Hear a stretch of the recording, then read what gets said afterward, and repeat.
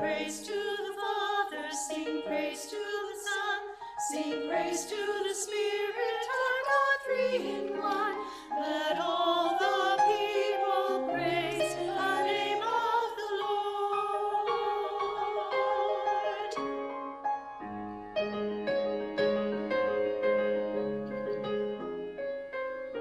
Sing praise to the Father, sing praise to the Son, sing praise to the Spirit, our God three in one.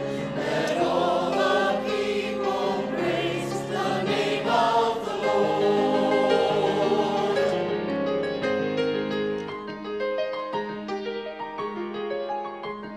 All voices and instruments praising together, the people are many, the body is one. In singing and dancing, in writing and painting, one in the Spirit, the old and the young.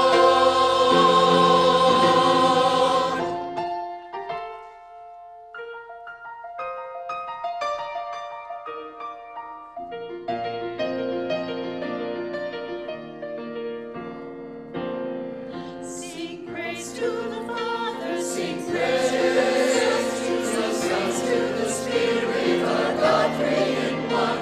Let all the people praise the name of the Lord.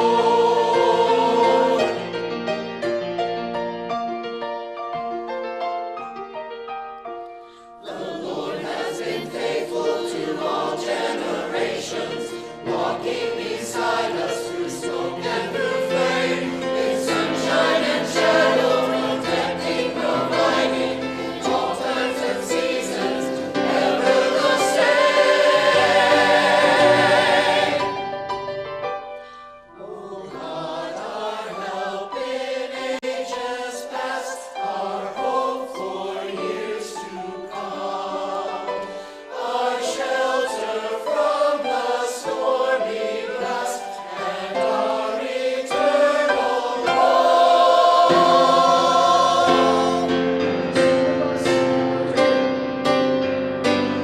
Oh God, our help in ages past, our hope for years to come, our shelter from the stormy blast, and our eternal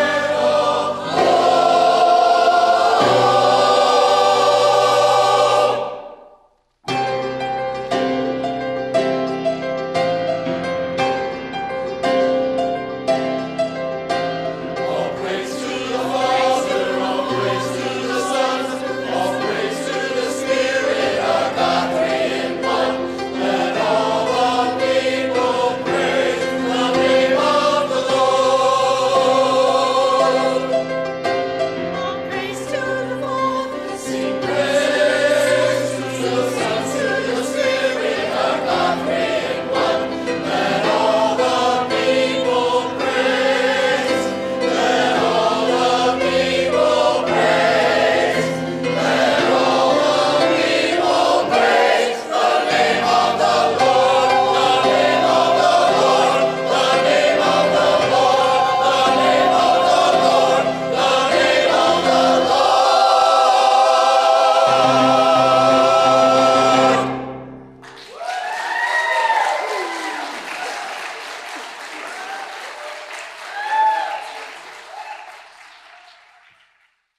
Good morning, church.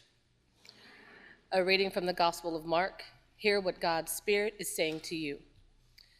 Now, after he rose early on the first day of the week, he appeared first to Mary Magdalene, from whom he had cast out 7 demons.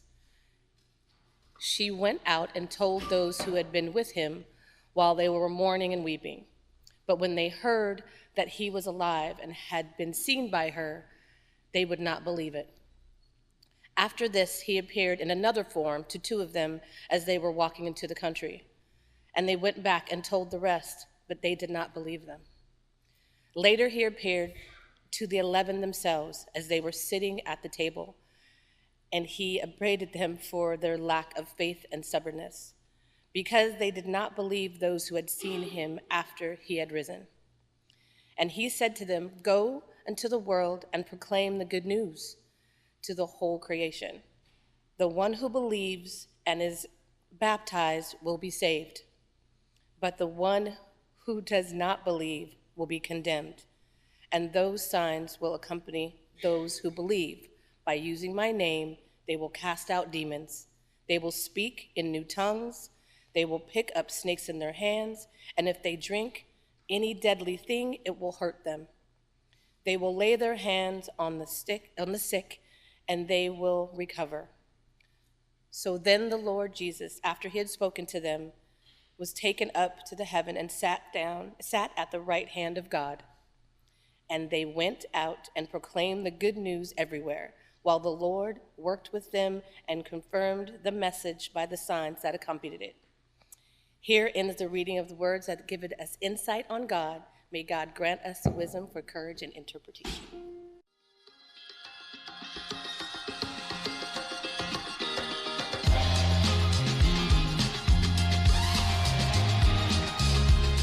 Friends, this Lent, we explored who killed Jesus. Many people were convinced that But we gathered 16 suspects as we retraced the events of Holy Week in a special 6-week podcast. and with your help, we discovered who really killed Jesus. This podcast was a production of ProgressiveChristianity.org. And University Christian Church, San Diego. Give yourselves a round of applause. Friends, I'm Caleb Wines, And I'm Marcella Salgado. and this is Who Killed Jesus, a true crime podcast, episode 6.5, a follow-up.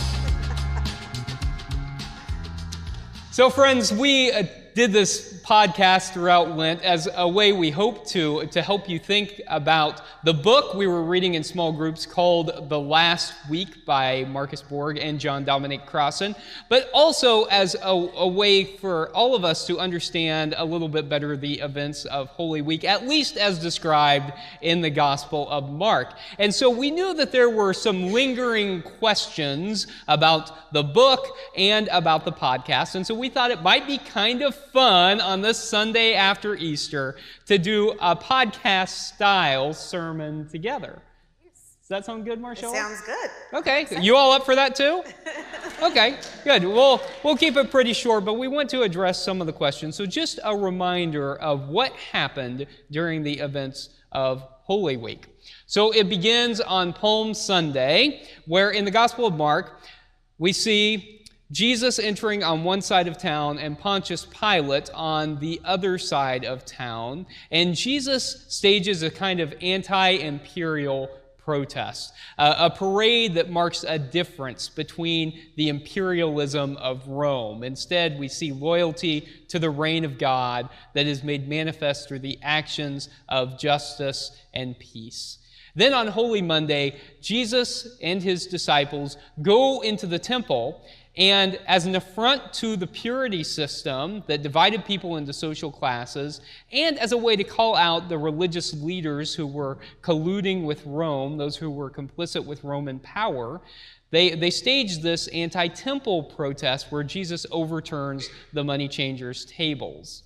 Then on what we dubbed Teaching Tuesday, Jesus goes out into the courtyard and he gives some more parables, teachings that act as kind of an affront to the religious establishment.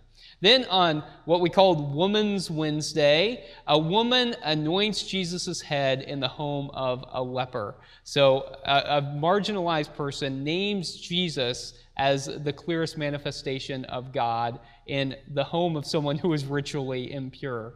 Maundy Thursday, we're familiar with.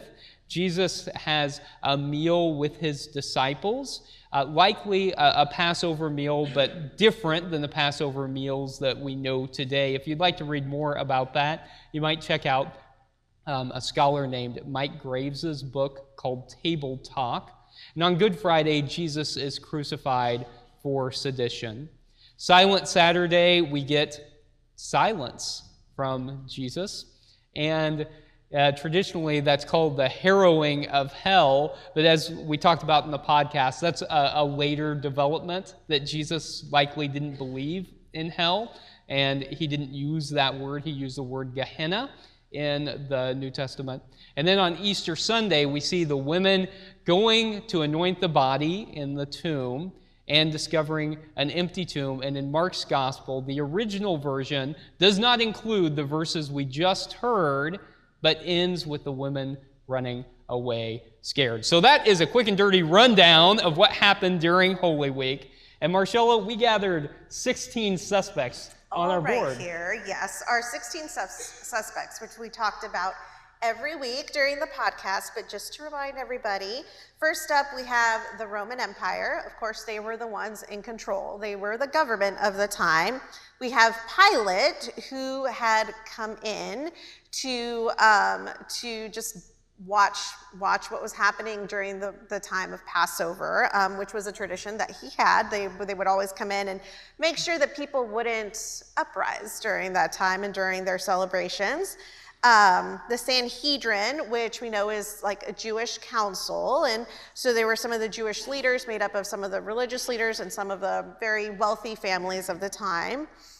Jews, of course, we hear that a lot. The Jews get blamed for being the ones who crucified Jesus. Sadducees and Pharisees, which were two religious leaders, groups of leaders at the time, and they were the ones that Jesus went back and forth with on Teaching Tuesday. We also have original sin. So we've heard this a lot, right? Original sin, Adam and Eve. If that had never happened, then there would be no reason for the cross. We have God, which ties into original sin. It was God's plan for Jesus to die, right? Then we also had a suggestion, the Republican Party, which continues to crucify Jesus today. And Caleb had brought up just U.S. politics in general. My personal favorite, my personal sin, the sin of, I was just born a sinful creature, you were born a sinful creature, and hence that is why Jesus had to die on the cross. Then we also had a lovely suggestion by somebody I love, that Courtney Love had something to do with Jesus' death. We threw it in there because Marcella is adamant that they need to reopen Kurt Cobain's murder case and really look into other suspects. Then, of course, Judas. We know the story of Judas, who betrayed Jesus and told them where Jesus was going to be the night that he was arrested. We also have greed, which also ties into Judas, but our own greed, Judas's greed, he might be symbolic of the greed. He wanted money, some suggest.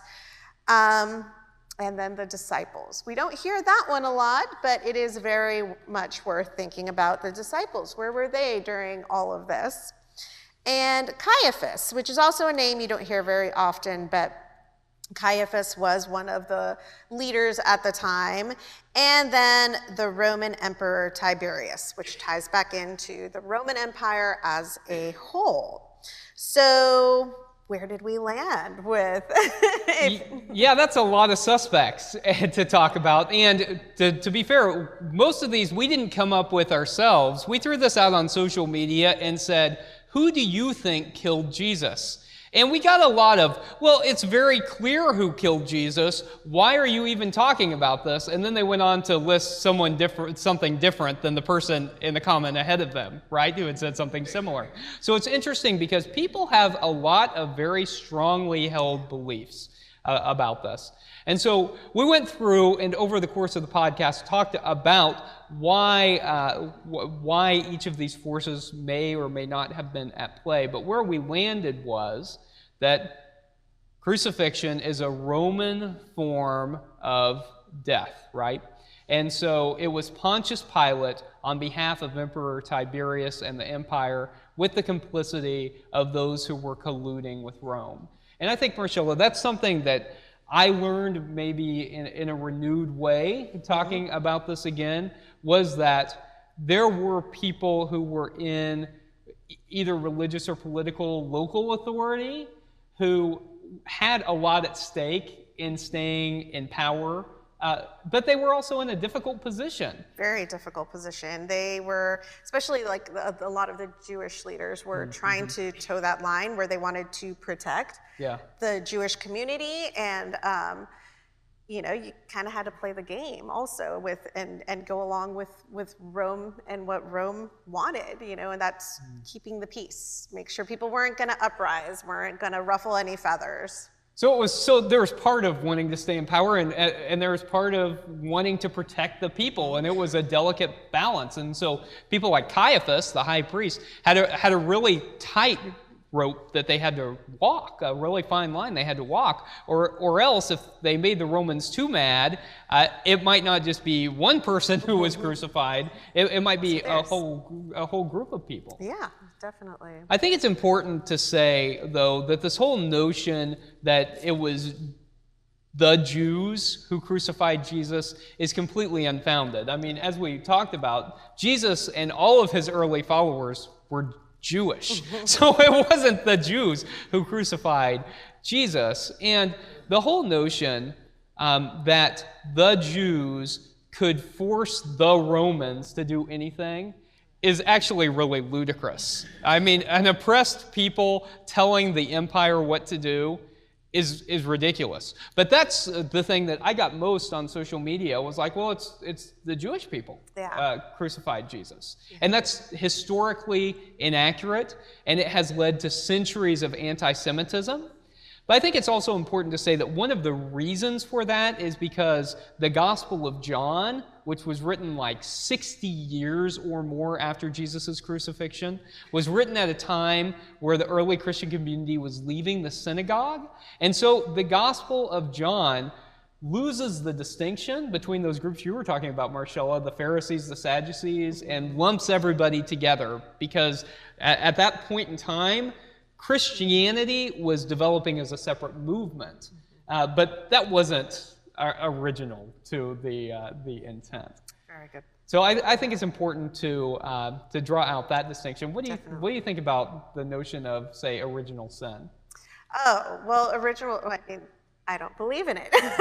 So I think that is something that I grew up hearing a lot. I think it's what a lot of churches still continue to preach, that we are born into sinful nature. And that's also unfounded. Like, God made us beautiful. Like, we hear over and over again that, God created us beautiful and wonderful. Do I believe that evil exists? Of course. We are all capable of being hurtful and evil. We are all capable of probably the most heinous of crimes. I am a true crime podcast junkie. Yes. And part of that is that fascination that we are all capable of evil. But original sin, no, I don't understand it. Why would God, and then also why would God need to redeem us by killing God's own son? Like, none of that makes sense to me. Yeah, and I think it's important. This is one of the things that I think really illustrates why it's important to know how theology developed, because if Jesus were hanging on the cross and someone came up to him and said, "Thank you for dying for the sins of Adam so that I'm not marred by original sin," he would have no idea what you were talking about because that idea hadn't been invented yet. It wasn't invented for centuries until Augustine came through and read that back into it. So I think it's important to know the history of theology because, if you choose to believe those things, you can choose to believe whatever you want. But I think that it's important to know that Jesus wouldn't have even heard of that concept. Well, and I think tied into that is also this idea of the cross. We have crosses as symbols, and we wear them, and it is a symbol of something that was important, an important event, right, for us as Christians. But the cross at the time was Rome's form of executing anybody who stood up against government. So a thief would not have been crucified on a cross. They would have been killed in a different manner. The cross was a very clear sign that somebody was standing up against empire and speaking up against the government. So Jesus dying on the cross was a very clear way of them saying, this person's ruffling feathers, this person is questioning us, and this person is going to cause a revolution. There was fear in that. So I think that's an important point to remember too. Going back to, Jesus hanging on the cross for our sins, it was very clearly an execution because of what he was saying and because of the followers he had. That's a good point, Marcella. And I think one thing that I forgot or didn't think about a lot was that the Romans would leave the vertical posts outside of cities and as a sign that if you spoke out against Rome, that you could be crucified. And sometimes when you would go into the city, you would see people hanging on the cross there as a visual reminder. But even if there weren't people hanging on the cross, the vertical pole was still there, and people would carry the cross beam, the horizontal beam, to the cross to be crucified. So I think the other notion that's tied into that is the whole thought of Jesus dying for sins.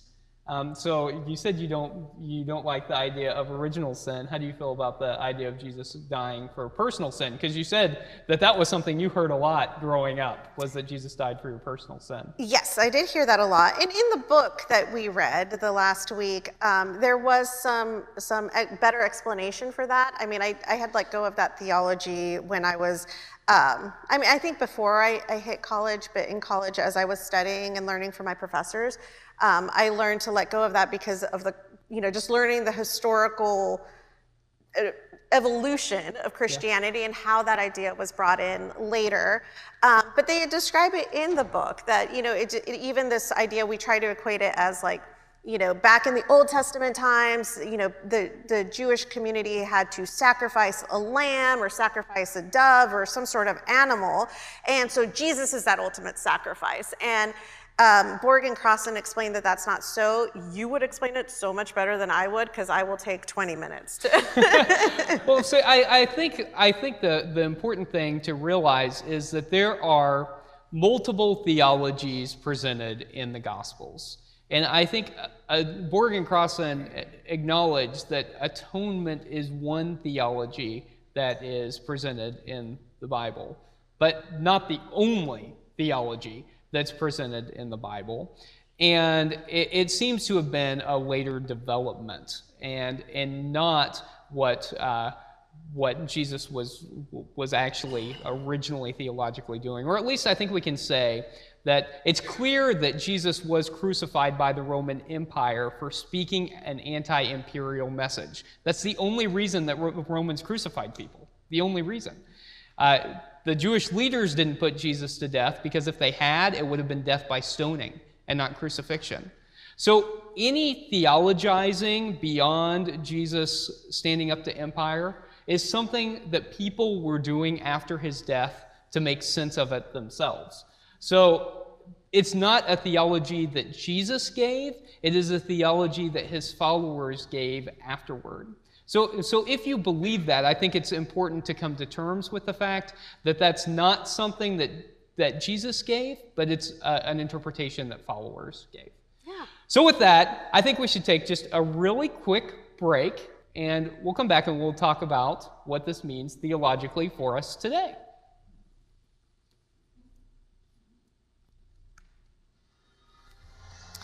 Who Killed Jesus? A true crime podcast was a special 6-week exploration of who really killed Jesus and why. This podcast was brought to you by ProgressiveChristianity.org, celebrating 30 years of reclaiming Jesus' original message of justice, peace, and liberation while proclaiming an intellectually honest Christianity. And University Christian Church, San Diego, an authentic, inclusive, and progressive congregation in the heart of San Diego's Hillcrest neighborhood that declares God's love for all people. So we did ask about some lingering questions, and I think 2 lingering questions that came up from small group leaders that we heard about was, one, a follow-up on what we were just talking about. Did Jesus die for our sins? And what does that mean theologically? And is Jesus divine? And I think those are 2 questions that small groups were really wrestling with. And different small groups came out to different answers, I think. And so, the whole notion of Jesus dying for our sins, I think I grew up, Marcella, not really questioning that very much. Yeah. That was just something that I heard in church, and I grew up in a progressive church, but I heard the language of that in the liturgy, and it was in the water that I drank in rural Missouri. It just was something that people believed. But the more that I studied it, the more I realized that idea probably developed later.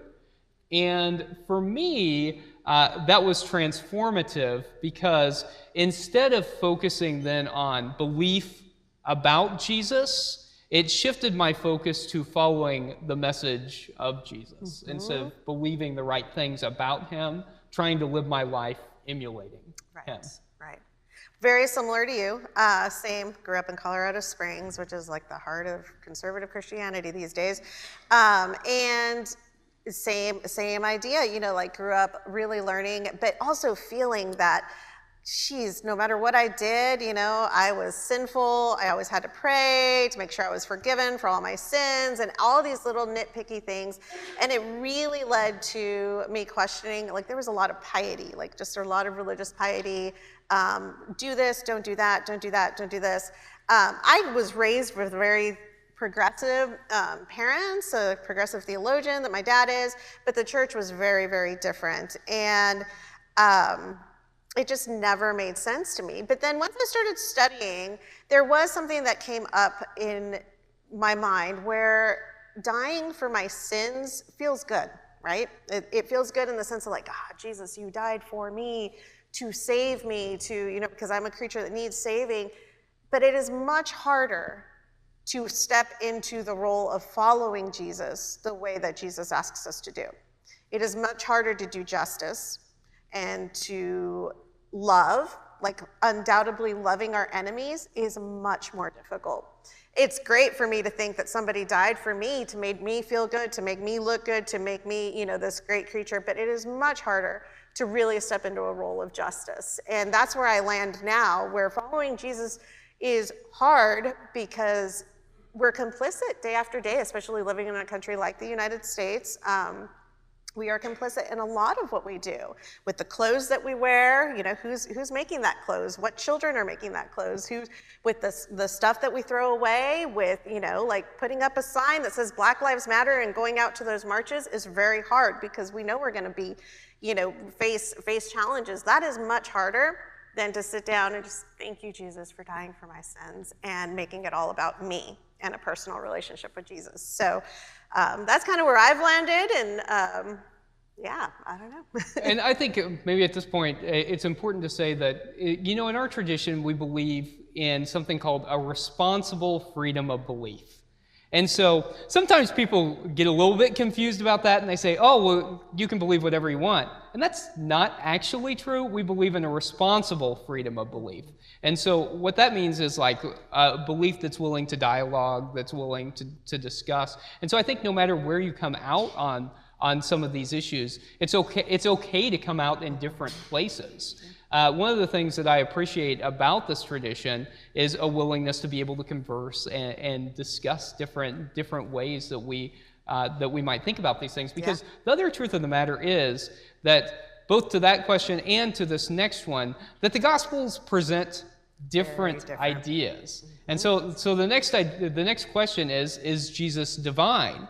And I bet if I went and did a survey of people in the congregation, we would land all over the place. All over the on place, this. undoubtedly. And that's okay. That's okay, because we have a responsible freedom of belief.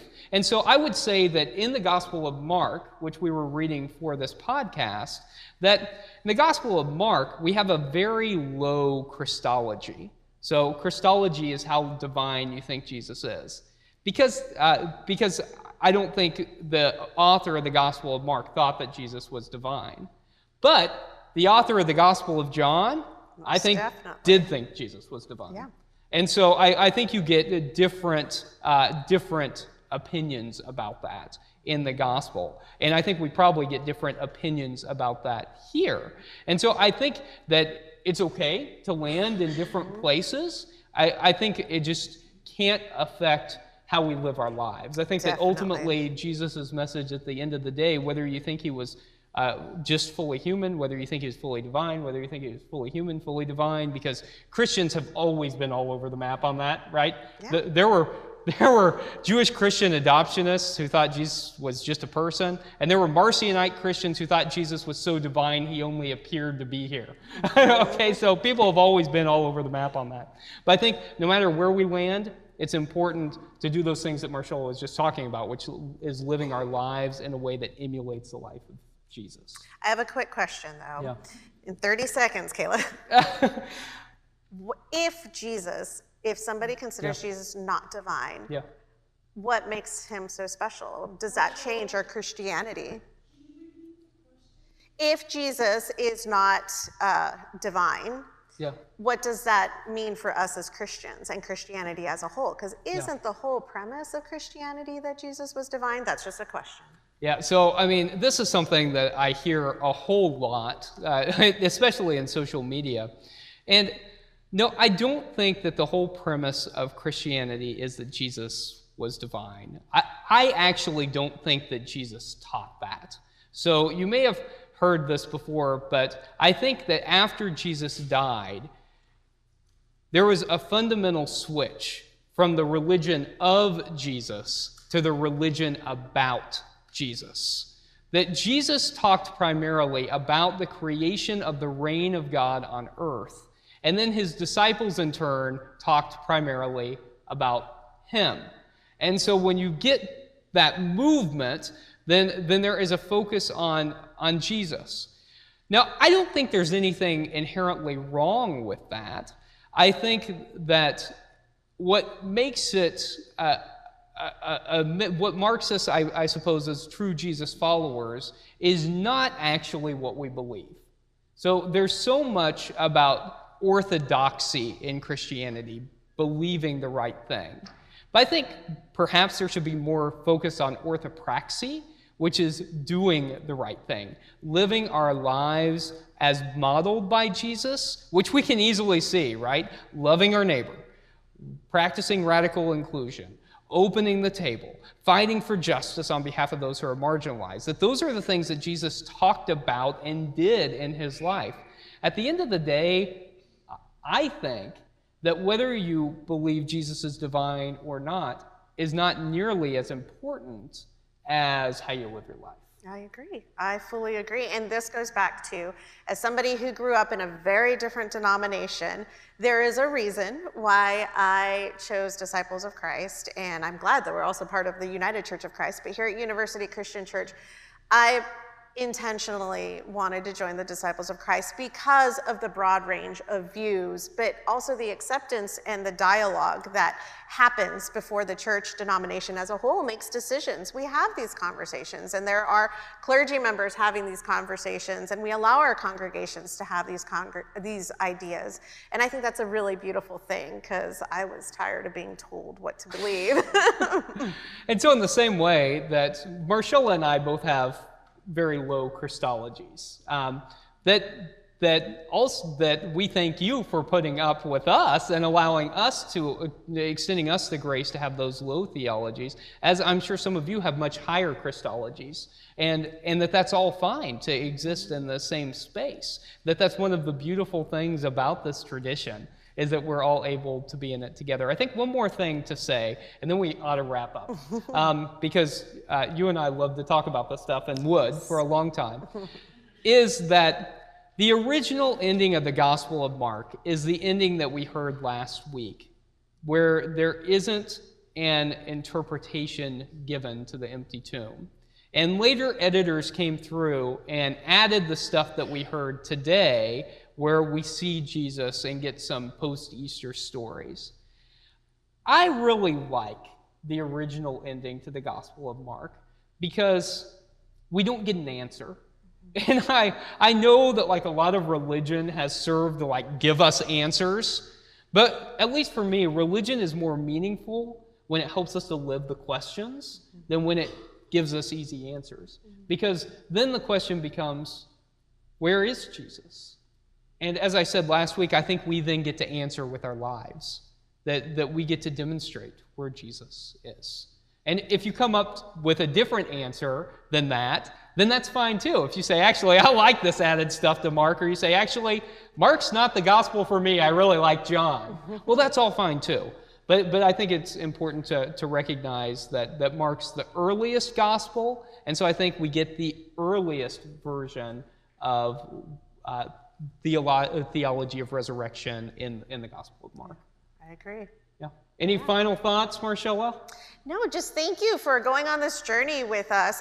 I learned a lot. I know that a bunch of you also had great dialogue, and we appreciate letting you, or entertaining us, allowing us to do this podcast during the past 6 weeks. Thank you, Marcella. I had a great time. It was Me a lot of too. fun. It Thank you was. all. It was.